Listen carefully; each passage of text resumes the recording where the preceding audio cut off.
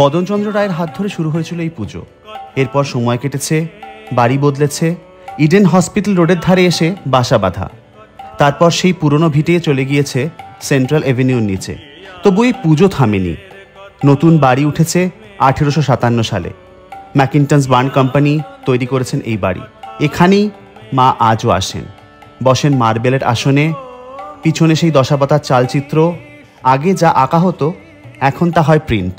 তবু যারা চোখ মেলে তাকান তাদের কাছে আজও সেই সব ছবি জীবন্ত। উল্টোরথ জানান দেয় মা আসছেন। সোনা, রূপো, পেতল সবই মায়ের জন্য বছরের এই 3টে দিনের জন্য তোলা থাকে। আর বিসর্জনের দিন না কোনো ট্রাক বা লরি, মা আজও ওঠেন কাঁধে।